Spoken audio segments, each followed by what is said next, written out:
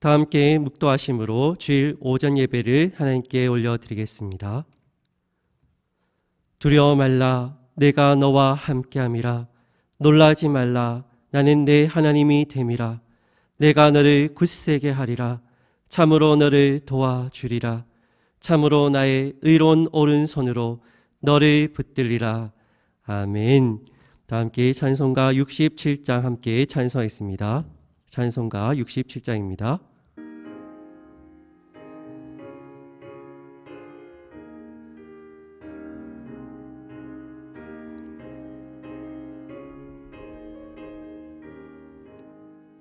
영광의 왕께 다 경배하며 그 크신 사랑 늘 찬송하라.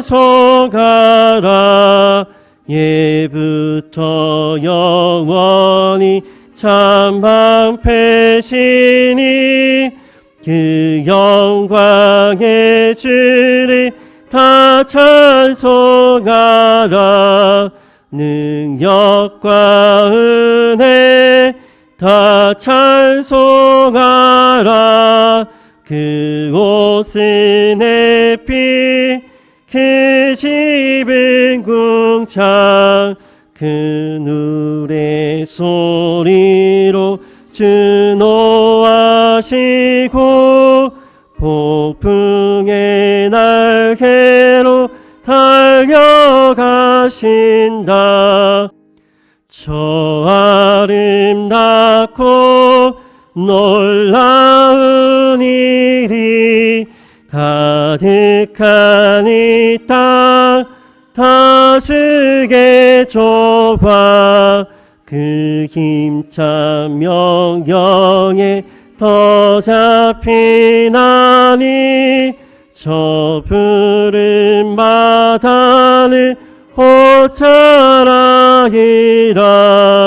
지그를 같이 연약한 인생 주의 지가여 늘 강건하리. 온 백성 지으신 만왕이시니 그 자비 영원히 변함없어라.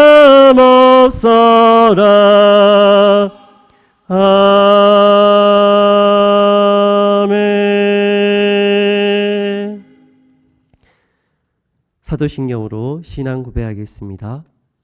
전능하사 천지를 만드신 하나님 아버지를 내가 믿사오며 그 외아들 우리 주 예수 그리스도를 믿사오니 이는 성령으로 잉태하사 동정녀 마리아에게 나시고 본디오 빌라도에게 고난을 받으사 십자가에 못 박혀 죽으시고 장사한 지 사흘 만에 죽은 자 가운데서 다시 살아나시며 하늘 오르사 전능하신 하나님 우편에 앉아 계시다가 저리어서 산자와 죽은 자를 심판하러 오시리라.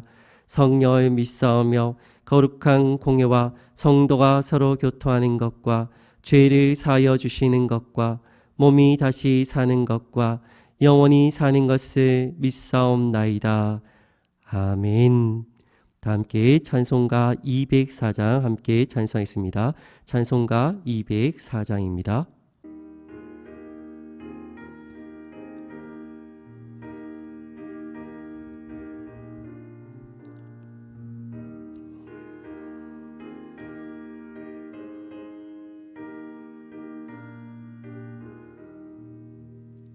주의 말씀 듣고서 준행하는 자는 반석 위에 터닫고 집을 지금 같아. 비가 오고 물나며 바람 부딪혀도 반석 위에 세운 집 무너지지 않네. 잘 짓고 잘 짓세 우리 집 잘 짓세. 만세 반석 위에다 우리 집 잘 짓세. 주의 말씀 듣고도 행치 않는 자는 모래 위에 터닫고 집을 지금 같아. 비가 오고 물나며 바람 부딪힐 때 모래 위에 세운 집 크게 무너지네. 잘 짓고 잘 짓세. 우리 집 잘 짓세. 만세 반석 위에다 우리 집 잘 짓세. 세상 모든 사람들 집을 짓는 자니 반석 위가 아니면 모래 위에 짓네. 우리 구주 오셔서 지은 상을 줄 때 세운 공로 따라서 영영상 벌 주리. 잘 짓고 잘 짓세. 우리 집 잘 짓세. 만세 반석 위에다 우리 집 잘 짓세.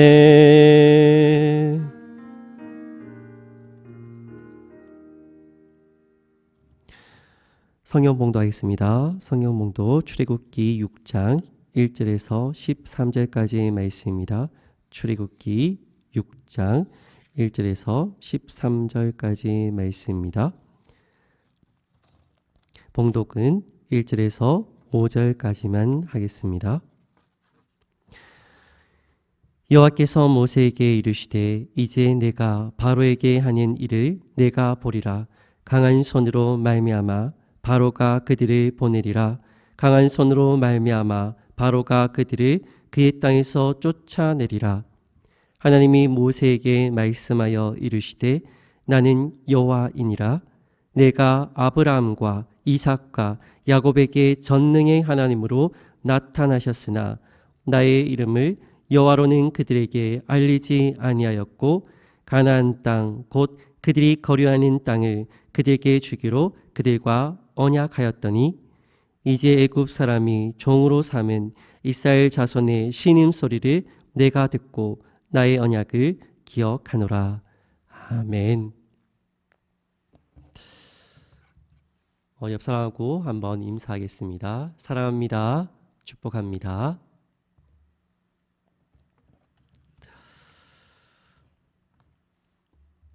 우리는 어떤 말을 들을 때에 어떤 의도를 가지고 하는 경우가 참 많이 있지요. 제가 호주에 잠시 있었을 때에 어떤 이제 직원에게 오렌지를 달라고 했는데 알아듣지를 못하는 겁니다. 보통은 이제 알아들을 수가 있는데 외국인의 이 발음이 정확하지 않으면 좀 어느 정도 알아들을 만하지 않으면 그들도 잘 이해를 못한다는 거죠. 분명히 우리는 한국 사람이고요. 발음도 분명히 하는데 의사소통이 잘 되지 않는 경험을 한 적이 여러분도 있을 겁니다. 저는 이제 제가 신방을 갔던 어느 집에서 그 집사님이 목사님이 오시니까 목사님 물 한 잔 드릴까요? 라고 그렇게 물으셨습니다. 그때 제가 그 집사님에게 대답했습니다. 괜찮습니다. 저는 한 번을 더 물어줄 거라고 생각을 했습니다. 다른 거라도 뭐 드시겠습니까? 이렇게 이야기를 해 주실 거라고 생각했는데 아무런 말씀이 없으셨어요. 그 집사님이 분명히 음료수를 이렇게 부어 놓는 것을 제가 들어오면서 봤거든요. 그래서 약간의 이제 다른 기대를 저도 했던 거죠. 이 한국 사람의 정서상 이 재차 다시 한번 이야기를 이렇게 권면하는 그런 이야기를 하셨으면 좋았을 텐데 그렇지 않더라고요. 왜 제가 이런 이야기를 하느냐 하면 하나님께서 어떤 생각을 가지고 계시고 왜 그렇게 우리에게 말씀하시는지에 대해서 우리가 이해하고 파악해야 될 그런 필요성이 있다라는 것을 설명하기 위해서입니다. 하나님은 실망하고 좌절해 있는 이 모세에게 다가와서 말씀을 해주고 계십니다. 하나님께서 왜 이런 이야기를 모세에게 하고 계신지에 대해서 우리가 이해해야 된다는 거죠. 1절 말씀을 한번 보십시오. 여호와께서 모세에게 이르시되 이제 내가 바로에게 하는 일을 내가 보리라. 강한 손으로 말미암아 바로가 그들을 보내리라. 강한 손으로 말미암아 바로가 그들을 그의 땅에서 쫓아내리라. 하나님은 모세에게 자신이 바로에게 하는 일을 그가 보게 될 거라 그렇게 말씀을 해주고 있습니다. 또한 그분은 강한 손으로 말미암아 그들을 보내게 될 것이다 라고 약속을 해주셨습니다. 이스라엘 민족을 그 땅에서 쫓아낼 것이다 라고 말씀을 하십니다. 하나님은 모세에게 왜 이런 이야기를 하고 계십니까? 모세의 마음이 너무나 많이 상했다라는 것을 잘 알고 계시기 때문이죠. 분명히 하나님은 모세를 통해서 이스라엘 민족을 애굽에서 구원하게 하시다, 가나안 땅에 들어가게 해 주신다 약속을 해 주셨는데 지금의 상황은 최악의 상황입니다. 하나님께서 하시는 말씀이 모세의 마음에 전달이 되겠습니까? 전달이 되지 않겠습니까? 안 되겠지요. 모세는 지금 사기당한 느낌을 어느 정도 받았을지도 모르겠습니다. 분명히 자신을 통해서 이스라엘 민족을 이끌고 이 애굽 땅에서 나을 수 있게 해 주시겠다 약속을 해 놓고서는 지금 지키지 않는 그런 하나님을 이렇게 만나고 있다라고 느꼈을지도 모르겠습니다. 이런 하나님의 이 모세의 마음을 잘 알고 있기 때문에 하나님께서 위로와 격려의 말씀을 지금 해주고 계십니다. 근데 우리는 하나님께서 하시는 이 말씀이 모세에게 잘 이해가 되었을까에 대해서 한번 생각을 해봐야 됩니다. 모세는 이 말씀을 듣고서 아무런 위로가 되어지지 못합니다. 하나님께서 하시는 말씀의 의도는 알겠어요. 왜 그 말씀을 하시는지는 알겠습니다. 그렇지만 그의 마음에 위로가 되어지냐? 그건 또 아니라는 거죠. 우리는 보통 하나님께서 역사하시는 모든 일들이 우리 삶에 좋은 것, 선한 것으로 계속될 것을 기대를 합니다. 가슴에 엄청난 고통과 상처가 있는 사람에게 아무리 좋은 이야기를 또한 위로를 한다고 해서 그 사람이 진짜 위로와 소망을 가지게 되는가? 또 그건 아닌 것 같아요. 어느 정도 적당히 이제 상처를 받은 사람들은 위로와 격려가 될지도 모르겠습니다. 그러나 도저히 회복 불가능한 상태에 놓여져 있는 심각한 상처를 받은 자에게는 아무리 좋은 이야기를 해봐도 그것이 마음에 와 닿지를 않는 겁니다. 지금 모세의 마음은 후자의 상태예요. 모세의 이 트라우마는 더욱 심각하게 바뀌어진 상태입니다. 또다시 실패하고 있는 자신의 모습을 보면서 안 되는구나. 그런 생각을 했다는 거죠.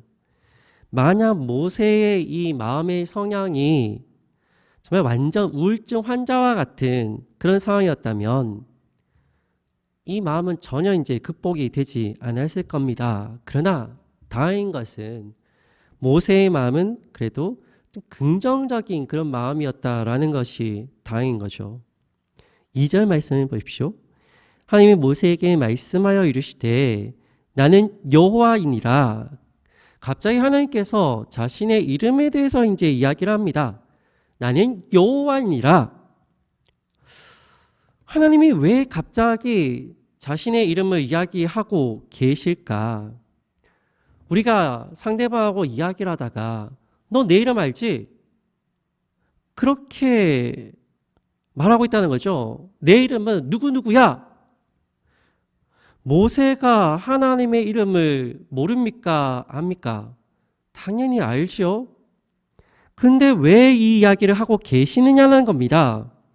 보통 자신의 이름에 대해서 지금 이야기하고 있는 것은 강조하는 겁니다. 나는 하나님이다. 여호와 하나님이다. 라는 것을 지금 강조해서 누구나 다 알고 있는 그런 유명한 사람이다. 유명한 존재다. 모든 사람들이, 모든 민족이 다 아는 신이다. 라는 것을 이야기를 해주고 있는 겁니다. 과거에 여러분 야인시대라는 드라마를 보신 적이 있으십니까? 이 야인시대의 중심되는 인물은 이 김두한이라는 사람입니다. 이 김두한이라는 사람은 김좌진 장군의 아들입니다. 그리고 그는 이 깡패였어요.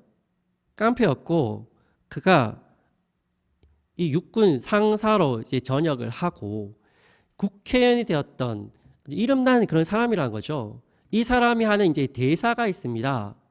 나는 종로의 김두한이다 라는 그런 대사예요. 이 사람이 뭐 잘났다 그런 이야기 하는 거 아닙니다. 왜 자기가 그런 이야기를 하느냐. 나는 엄청나게 힘이 강한 그런 깡패라는 이야기를 하고 있는 거죠. 하나님이 하시고자 하는 말씀이 바로 이겁니다. 모세야, 나는 하나님이다. 나는 여호와다. 여호와란 뜻이 무엇입니까? 스스로 있는 자라는 뜻입니다. 나는 스스로 있는 창조주다. 모세야, 잊지 말아라. 나는 창조주다. 나는 이스라엘 백성을 또 만들었고 나는 애굽도 만들었고 나는 바로도 만든 사람이다. 그것을 절대로 잊지 말라는 거죠. 강조하는 겁니다. 3절 말씀 한번 보십시오. 내가 아브라함과 이삭과 야곱에게 전능의 하나님으로 나타났으나 나의 이름을 여호와로는 그들에게 알리지 아니하였고, 하나님은 이 아브라함과 이삭과 야곱에게는 전능하신 하나님, 즉 엘샤다이로 나타나셨으나 나의 이름을 여호와로는 그들에게 알리지 않았다라고 말씀을 하고 계십니다. 우리는 이 말씀에서 대단히 이상한 점을 발견을 할 수가 있어요. 어떤 점이 이상하십니까? 하나님께서 아브라함과 이삭과 야곱에게 자신을 말씀하지 않았습니까? 믿음의 조상들은 여호와 하나님의 이 이름을 알지 못했을까? 아니라는 거죠. 알고 있었다. 지금 그러면 하나님은 거짓말하고 계시느냐? 그건 아니겠죠. 하나님이 지금 무슨 이야기를 해주고 싶은 겁니까? 이 모세에 대해서 위로해 주시고 싶은 하나님의 그 마음이 엄청나게 크다라는 것을 지금 보여주고 계시는 겁니다. 우리에게 자녀가 있다라고 한번 가정을 한번 해보겠습니다. 첫째와 둘째와 셋째가 있다고 한번 생각을 해보십시오. 자, 첫째에게 어떻게 우리가 칭찬합니까? 첫째야, 우리 동생들을 참 잘 보살펴주고 참 보듬어주고 전 첫째의 맞이로서의 역할들을 잘 감당해줘서 고맙다. 그렇게 이야기하겠죠. 둘째를 불러놓고 어떻게 하겠습니까? 둘째야, 중간에서 참 중심을 잘 잡아주고 형 말 잘 듣고 동생 잘 이끌어줘서 감사하다. 그렇게 이야기하겠죠. 셋째를 불러놓고도 똑같이 이야기할 겁니다. 이 막내야, 형들을 잘 섬기고 우리 엄마 아빠 말 잘 듣고 잘 커줘서 고맙다. 모든 형제에게 공평하게 그렇게 칭찬을 할 겁니다.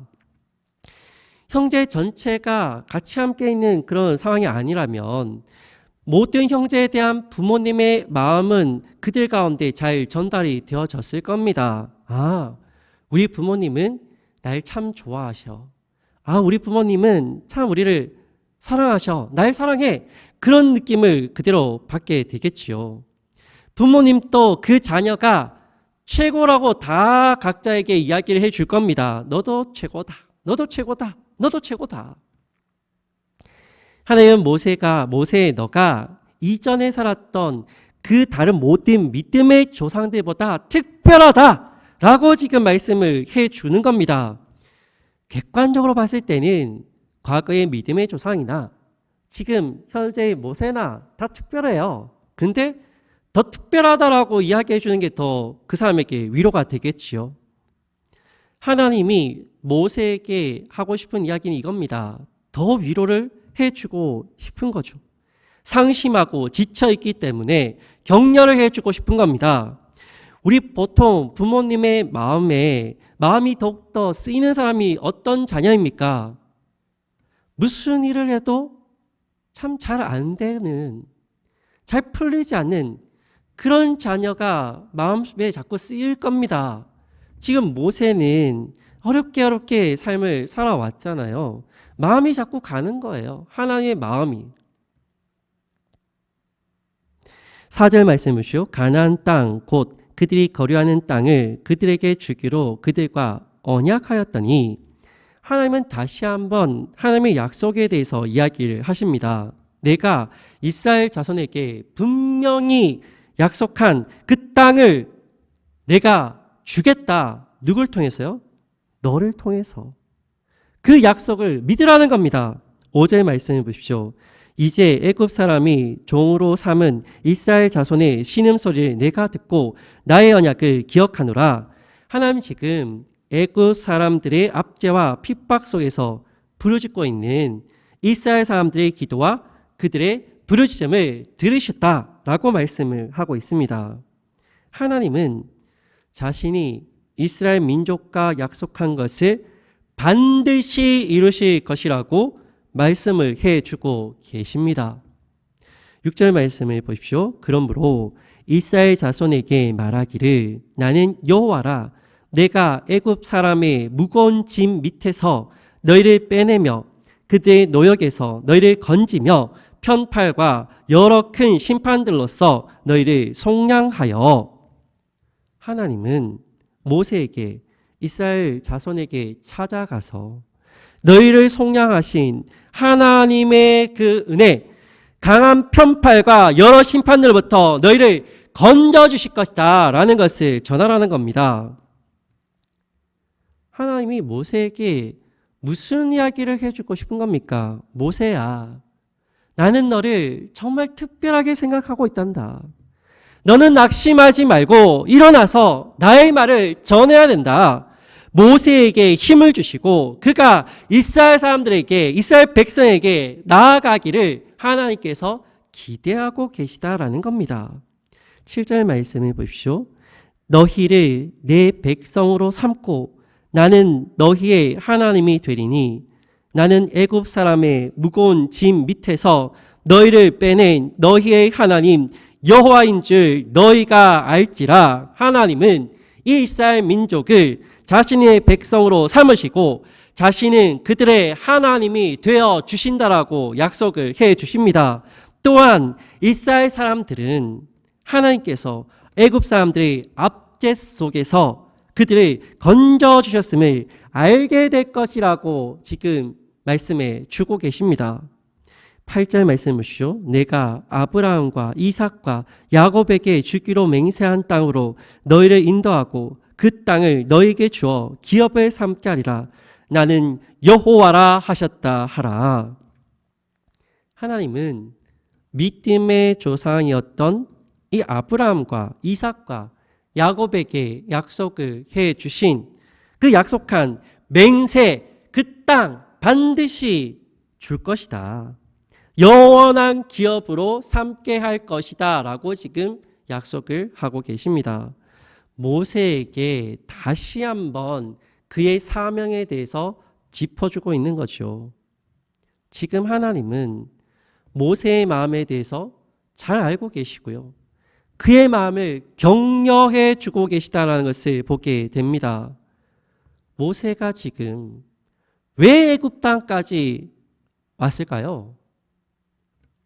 하나님께서 그를 부르시고 그에게 사명을 주셨기 때문에 이곳까지 온 거죠.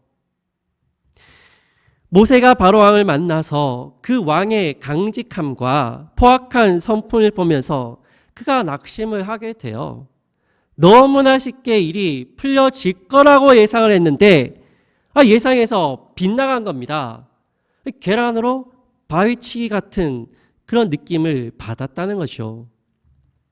우리 집에는 이제 둘째 아들이 있어요. 초등학교 이제 1학년이 됩니다. 아직 어른들처럼 행동을 할 수는 없습니다. 근데 포기를 잘 안 하는 성향을 가지고 있습니다. 한 번 해보고 안 되면 어떻게 해요? 또 해보고 또 안 되면 또 합니다. 근데 어느 정도 될 것 같은 느낌을 받으면 수십 번을 해서 정말 되게 만듭니다. 근데 아무리 해봐도 안 될 것 같은 그런 느낌을 받을 때가 있어요. 그러면 단번에 포기합니다. 우리가 어떤 일들을 해보면 이게 될 일인지 아니면 되지 않을 일인지에 대해서 금방 알게 됩니다. 모세는 지금 이 바로 왕을 만나면서 이게 안 되는 일이구나, 불가능한 일이겠구나 라는 그런 느낌을 받았다는 거죠. 그래서 그에게 하나님은 아부하는 것처럼 계속해서 회유를 하고 있는 겁니다. 모세야, 내가 누구냐? 믿음의 조상 그들의 하나님이시지 않느냐? 그런데 그들은 나에 대해서 전능하신 하나님 정도로밖에 몰랐는데 지금 너는 스스로 있는 하나님, 여호와 하나님에 대해서 너가 알고 있지 않느냐?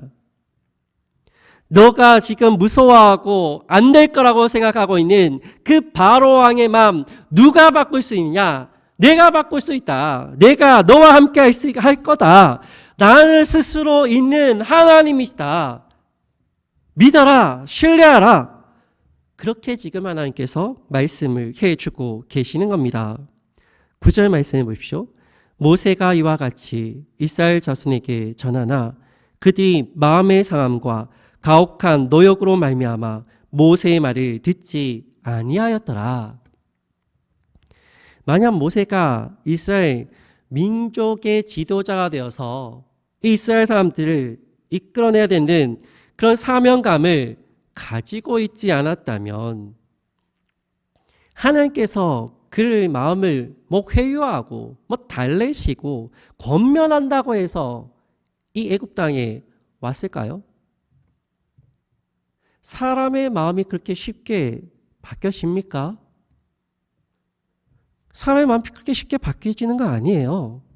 정말 자신이 하고 싶지 않은 일들은요, 절대로 하지 않습니다.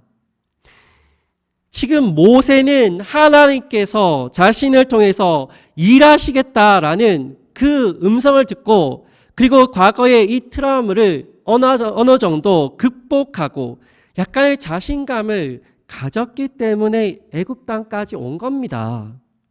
근데 막상 현실 자체가 막막해요. 애굽의 왕은 절대로 이스라엘 백성을 내어줄 것 같이 보여지지 않습니다. 근데 악재가 더 겹쳤어요. 어떤 악재가 겹쳤냐? 이스라엘 사람들조차도 이제 마음을 돌립니다. 모세의 말을 이제는 듣지를 않아요. 보통 산 넘어 산이라고 하는 그런 말을 많이 하는데 지금 모세의 상황은 산을 아예 넘지도 못한 상황입니다. 삶을 아예 넘을 수도 없는 상황입니다. 모세는 불가능하다. 일들은 쉽지 않다. 나의 한계를 넘어서 있는 일이다. 라고 그 스스로 판단을 내렸다는 겁니다. 10절 말씀을 보십시오. 여호와께서 모세에게 말씀하여 이르시되, 하나님이 왜 모세에게 말씀을 합니까? 모세가 느끼고 있는 그 감정, 그 생각에 대해서 잘 알고 계시기 때문입니다. 모세가 낙심하고 포기해서 자신에게 주어진 사명을 감당하지 않으려고 한다는 것을 잘 알고 계시기 때문에 다시 한번 그에게 힘을 북돋아주기 위해서 지금 찾아가시는 겁니다. 그런데도 되지 않는 일은 자신도 어떻게 할 수 없는 거죠. 이 정도로 노력했는데 안 되면 어쩔 수 없는 거예요. 11절 말씀해 보십시오. 들어가서 애굽 왕 바로에게 말하여 이스라엘 자손을 그 땅에서 내보내게 하라. 하나님은 계속해서 모세에게 요청합니다. 애굽 왕 바로에게 말해서 이 이스라엘 사람들을, 이 백성을 내보내라. 너는 그 일들을 전해라. 그 말을 전해라 라고 권면하는 게 아니라 명령하십니다. 우리는 이제 윽박 지른다라는 그런 표현을 할 때가 있어요. 하나님은 처음에는 이제 모세를 회유하셨어요. 달래셨습니다. 보듬어 주시고 설득하시고 막 위로해 주시고 이렇게 하시다가 모세가 힘을 얻어서 이스라엘 민족을 이끌고 애굽에서 나오는 그런 마음을 가지면 좋겠는데 그런 마음이 생기지 않는 거예요. 그러니까 이제는 하나님은 이 모세의 마음을 윽박 지르고 있는 상황입니다. 너가 반드시 해야 된다. 다른 사람 아니고 너가 해야 된다. 너다. 우리가 이제 자녀들을 양육할 때에 이 말을 이제 사용해서 자녀들을 양육할 때가 있지요. 말의 높낮이와 고절을 통해서 자녀들이 이제 반응하게 만드는 경우가 있습니다. 자녀들이 말을 듣지 않을 때에 우리가 하는 행동이 뭡니까? 보통은 소리를 지르는 거죠. 야, 하지 마! 하지 마! 이거 해! 저거 해! 처음부터 소리를 지르는 건 아닙니다. 부모님이 원하는 행동을 자녀들이 하지 아니할 때에, 그것도 여러 번 부모님이 말했는데도 하지 않을 때에 윽박 지르는 거죠. 지금 하나님의 모습이 이와 같습니다. 모세가 지금 하나님의 음성을 듣고 반응하고 그가 삶을 되돌려서 하나님이 원하시는 일들을 해야 되는데 그렇지 않으니까 이제는 하나님께서 윽박 지르는 겁니다. 12절 말씀해 보십시오. 모세가 여호와 앞에 아뢰어 이르되 이스라엘 자손도 내 말을 듣지 아니하였거든 바로가 어찌 들으리까? 나는 입이 둔한 자니이다. 이 모세가 하는 이 말을 듣고 하나님의 마음이 얼마나 답답하실지 한번 생각을 해보십시오. 나는 입이 둔한 사람입니다. 하나님, 저 못합니다. 제가 아무리 열심히 해본들 내 힘과 내 능력으로는 도저히 이 일들을 할 수가 없습니다. 저는 못할 것 같아요. 하나님, 저 말고 다른 사람을 사용하십시오. 저를 좀 빼주십시오. 하나님의 일을 잘할 수 있는 다른 사람이 있지 않겠습니까? 하나님, 저는 할 만큼 했습니다. 이젠 더 이상 못하겠습니다. 13절 말씀해 보십시오. 여호와께서 모세와 아론에게 말씀하사 그들로 이스라엘 자손과 애굽 왕 바로에게 명령을 전하고 이스라엘 자손을 애굽 땅에서 인도하여 내게 하시니라. 하나님 모세와 아론에게 강제적으로 명령을 하고 계십니다. 너희는 반드시 이 일을 해야만 한다. 반드시 해야 된다. 하나님은 모세와 아론에게 이스라엘 민족을 너희가 이끌어야 된다. 다른 사람 아니고 너희가 이끌어야 된다. 하나님의 말씀하시는 의도를 우리는 그래서 잘 파악하며 살아가야 됩니다. 지금 하나님은 모세와 아론을 통해서 이 이스라엘 민족을 이끌 지도자를 삼으시겠다라고 지금 말씀을 하셨습니다. 근데 왜 하나님께서 이 모세와 아론을 통해서 이스라엘 민족을 이끌고 애굽에서 인도하여 나오겠다라는 이야기를 왜 하나님께서 하시는 것이 아니라고 하는지를 여러분 생각을 해봐야 됩니다. 분명히 하나님께서는 모세와 아론을 통해서 그들을 통해 이스라엘 민족을 이끌고 나와야 된다라고 하나님이 이야기를 하셨어요. 근데 그들이 이스라엘 사람들을 이끌고 나올 수 있을까요? 아닌 겁니다. 이스라엘 사람들을 이끌 자는, 지도자는 이들이 맞지만 원래는 하나님께서 이 사람들을 이끌어 내셔야, 그래야 그들이 이 애굽 땅에서 벗어날 수가 있는 겁니다. 내가 이스라엘 백성들을 이끌 테니까 너희는 그냥 지도자로 서 있기만 하면 된다는 이야기를 해주고 싶은 겁니다. 저는 이 말씀을 보면서 지금 하나님이 얼마나 모세를 사랑하는지에 대해서 보게 되었습니다. 하나님은 모세가 아니어도 다른 사람을 세워서 이 이스라엘 민족을 이끌어내실 수 있는 분이세요. 충분히 그렇게 할 수 있는 분이십니다. 그런데 하나님은 모세라는 사람을 통해서 그 일들을 하시려고 하는 겁니다.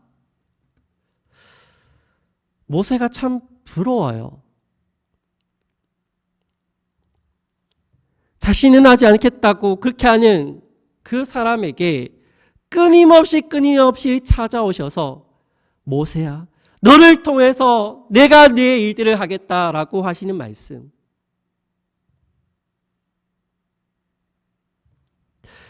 모세를 통해서만 하나님께서 그 역사를 이루어 가시겠다라고 지금 말씀을 하고 계시다는 겁니다. 근데 모세가 왜 자꾸만 자신은 나는 입이 둔한 사람입니다, 나는 말 잘 못하는 사람이에요 라고 계속해서 말하는 이유가 뭘까요? 아니, 말을 잘 못하는 사람들 있죠, 분명히. 근데 모세는 말을 어느 정도 잘했던 사람입니다. 근데 왜 자꾸만 나는 말 잘 못해요 라고 지금 하나님 앞에 이야기를 하고 있는 겁니까? 모세는 하고 싶지 않은 게 아닙니다. 하고 싶지 않았으면, 이스라엘 지도자가 되고 싶지 않았으면 애굽 땅에 처음부터 안 왔을 거예요. 근데 현실이 답답한 거죠. 너무나 만막한 겁니다. 계란으로 바위를 치는 것 같은 느낌을 지금 그가 받고 있는 겁니다. 지금 하나님께서 역사해 주셔야 되는데 가만히 계신 것 같은 느낌을 모세가 받은 겁니다. 도저히 자신의 생각으로는 이 애굽 왕의 마음을 바꿀 능력이 없어요. 자신의 힘으로 이 이스라엘 민족을 이끌 그런 능력이 없습니다. 하나님께서 좀 어떻게 좀 해보라는 메시지인 거죠. 저 말 못해요. 저는 말 못합니다. 하나님이 좀 어떻게 좀 해보십시오. 지금 우리가 왜 이곳에 삽니까? 현실이 막막하고 일이 잘 되지 않을 수 있어요. 근데 하나님께서 은혜 주셔서 우리가 목숨을 부지하고 있으니까 어떻게든 살아야 되겠는데, 이 현실이라는 것이 너무나 힘이 들고 막막하고 고통스럽고 우리의 생각대로 잘 되어지지 않고 하나님의 약속은 전혀 이루어질 것 같지 않은 그런 모습이니까 어떻게 해야 될지에 대해서 막막한 거죠. 알지 못하는 겁니다. 그때 우리가 무엇을 해야 되냐? 우리는 하나님의 약속의 말씀을 붙들어야 됩니다. 어렵고 힘이 들고 고통스러울 그때에 우리는 하나님의 말씀을 의지해야 됩니다. 하나님께서 나에게 약속하신 그 말씀이 반드시 되어진다. 그 믿음의 확신을 가지고 말씀대로 우리가 살아가야 되는 그 삶이 우리 가운데 시작되어야 된다라는 것을 오늘 말씀이 우리에게 이야기를 해주고 있습니다. 하나님께서 우리에게 말씀하셨다면 100% 그냥 생각하지 말고, 우리의 생각 말고 하나님이 해야 하실 것이다, 하나님께서 이루실 거다, 믿음으로 나아가십시오. 순종하십시오. 말씀을 붙들고 전진하십시오. 하나님께서 되게 하실 겁니다. 하나님의 말씀의 그 위대함을 보여주시기 위해서 지금 이 모세에게 하나님께서 찾아오신 거죠.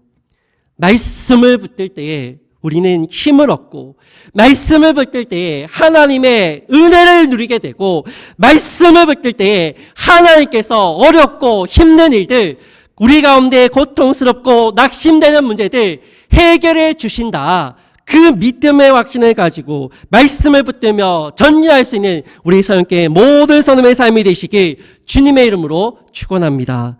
아멘. 함께 기도하겠습니다. 살아 역사하시는 하나님, 우리 가운데 은혜를 주옵소서. 하나님을 깊이 있게 만나게 하여 주시고 주님의 살아계심과 역사하심들을 우리가 체험할 수 있는 복된 삶이 될 수 있도록 주님 도와주옵소서. 말씀을 의지하게 하여 주시고 말씀을 신뢰하게 하여 주시고 말씀에 따라 우리가 살아가서 주님께서 우리에게 주시는 기쁨과 감사가 넘쳐날 수 있는 복된 삶이 될 수 있도록 주님 도와주옵소서. 어렵고 힘들 때에 더 말씀 의지하게 하시고 더 말씀 붙들 수 있는 우리 사랑하는 모든 서영교회 성도님의 삶이 될 수 있도록 주님께서 함께하여 주옵소서. 감사를 드립니다. 예수님의 이름으로 기도드립니다. 아멘. 우리 함께 찬송하겠습니다. 찬송가 292장입니다. 찬송가 292장입니다.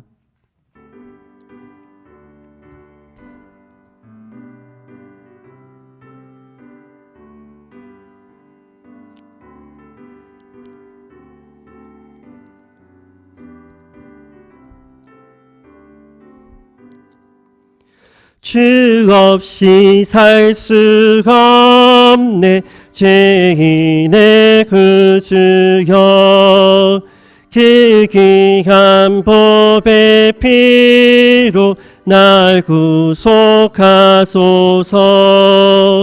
그 주의 사랑으로 흘리신 보혈이 내 소망 나의 위로 내 영광 됩니다. 주 없이 살 수 없네 나 혼자 못 서리. 힘없고 부족하며 지게도 없도다. 내 주는 나의 생명 또 나의 힘이라. 주님을 의지하여 지혜를 얻으리. 주 없이 살 수가 없네 내 주는 아신다. 내 영의 깊은 간구 마음의 소원을 주밖에 나의 마음 네 알아주리요.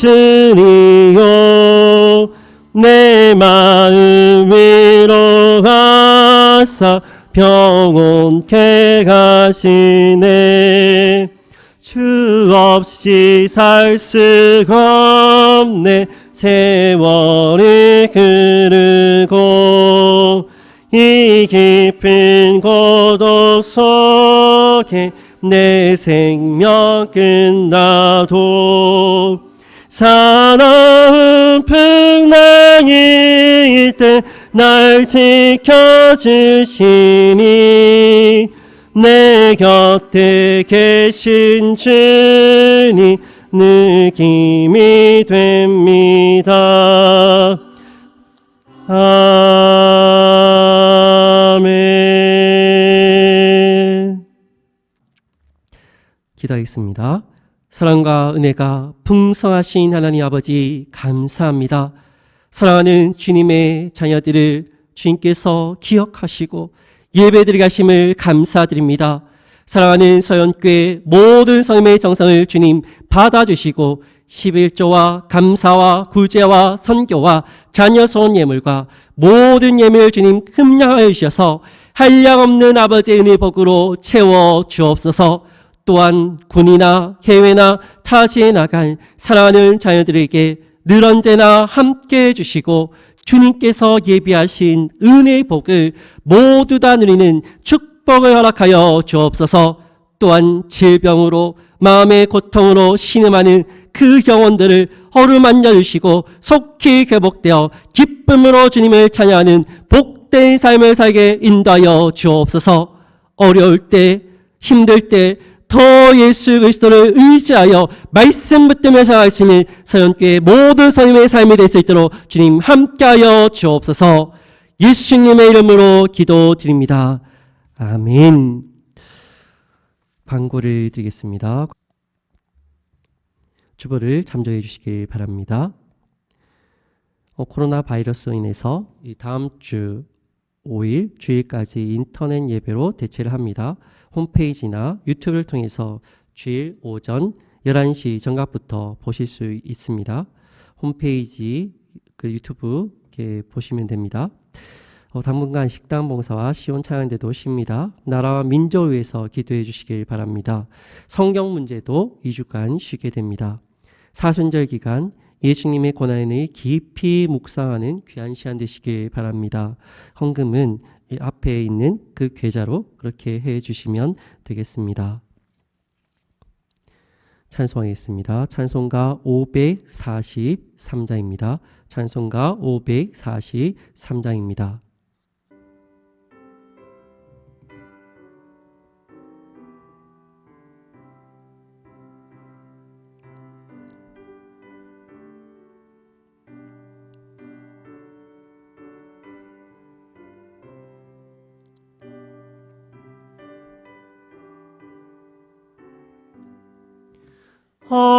어려움이 당할 때 나의 믿음 적으나 의지하는 내 주를 더욱 의지합니다.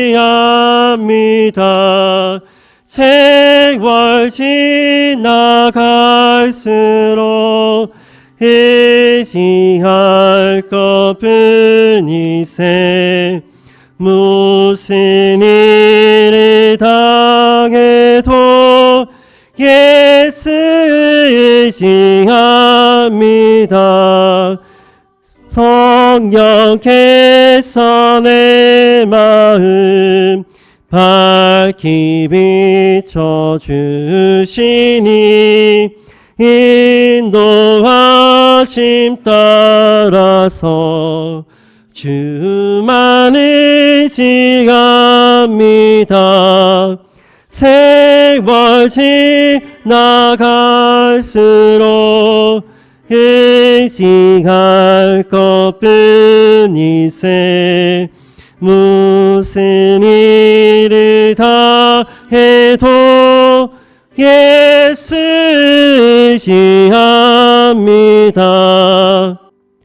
밝을 때의 노래와 어두울 때의 기도로 위태할 때 도움을 주께 간구합니다.